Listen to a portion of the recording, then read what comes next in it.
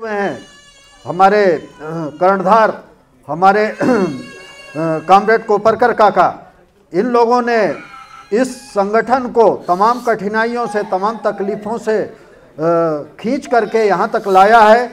आने वाली पीढ़ियों की ये जिम्मेदारी है कि इसको आगे ले जाएं।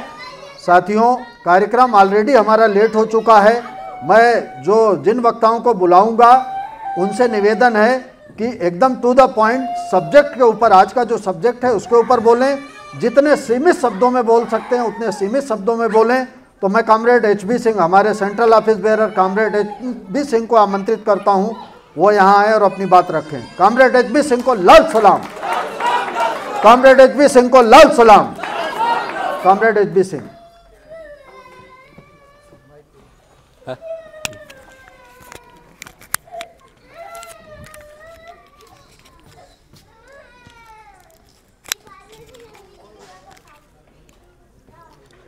मंच पर आसीन हमारे सम्मानित नेतागण, हमारे वरिष्ठतम सदस्य कोपरकर काका और हमारे पूरे जोन से उपलब्ध लड़ाकू साथी और उनके परिवारजन, पुणे मंडल को बधाई और धन्यवाद देता हूं कि आपने ये प्रोक्लेमेशन दोनों कहाँ रह गए का मीटिंग यहाँ पे आयोजित किया है। साथियों, ये राइट टू प्रोक्लेमेशन जो मीटिंग है ये करना पड़ रहा है। एक्चुअली लोकतंत्र में तो आपके अधिकार आपको स्वयं मिल जाने चाहिए और वो अधिकार जो नियम में लिखे हुए हैं उसके लिए संघर्ष करना पड़े, तो ये भी कहीं ना कहीं लोकतंत्र की हत्या के समान है। मुझे नहीं लगता कि हमने 20 साल 22 साल की सर्विस में ऐसा देखा हो कि हम कोई एक नया डिमांड अपने लिए रख रहे हैं।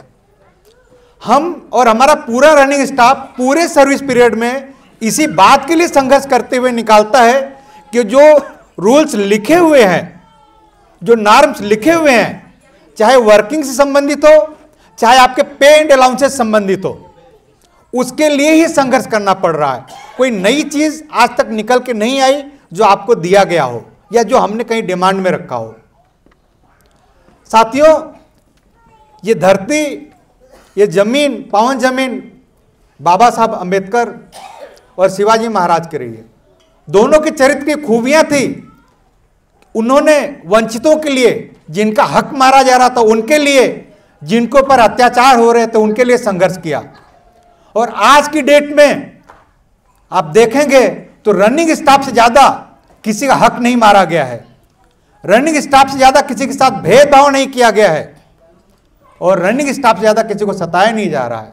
तो आज की डेट का जो असली वंचित, असली जिसका हक मारा जा रहा है वो हमारा रनिंग स्टाफ है।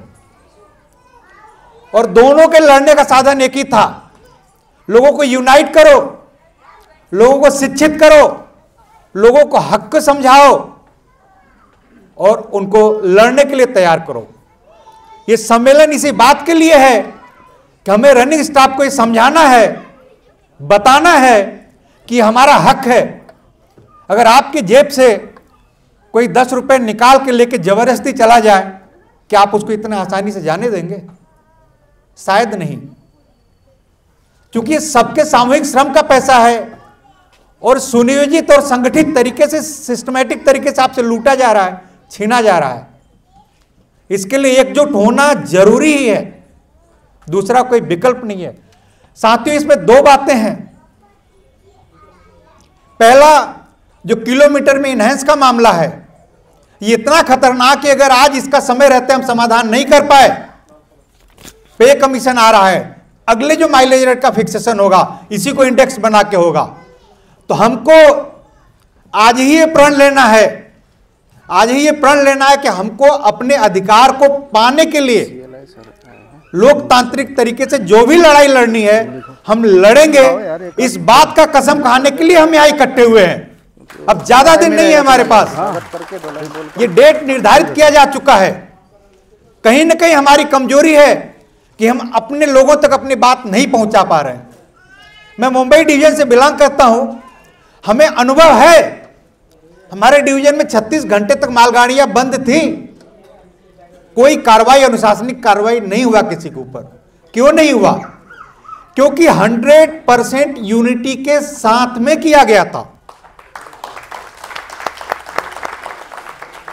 तो ये सेल्फ प्रूवन है, ये हमारे उपलब्धियों की तस्वीर लगी है 1973 के स्ट्राइक की।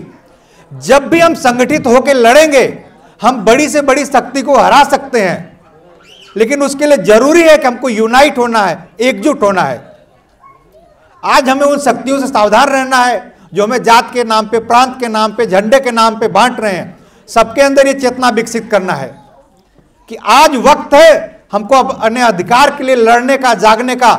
नहीं, ये समय निकल गया, हम जिंदगी भर पछताएंगे और आने वाली पीढ़ियों से गाली सुनेंगे और अपने आप को भी कोसेंगे कि शायद हमने समय रहते हुए कुछ किया होता तो जरूर हासिल होता। साथियों, जो शहीद की बेदी लगी है, जिस दिन उसको अपने रक्त से लाल करने की आपके अंदर होड़ लग जाएगी, उसी दिन आपके अधिकार हासिल होंगे। उसके पहले आपको कुछ नहीं मिलने वाला है।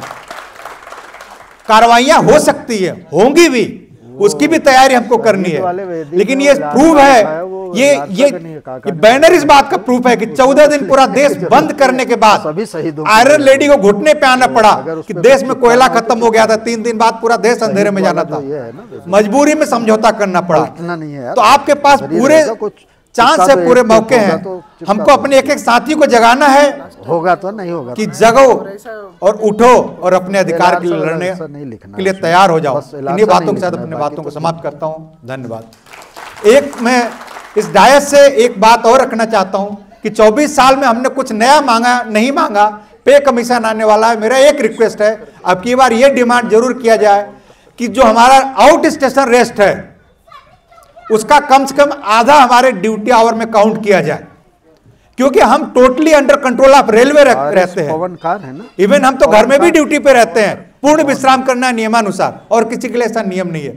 लेकिन रनिंग रूम में हम पूरी तरह से प्रशासनिक कंट्रोल में हैं।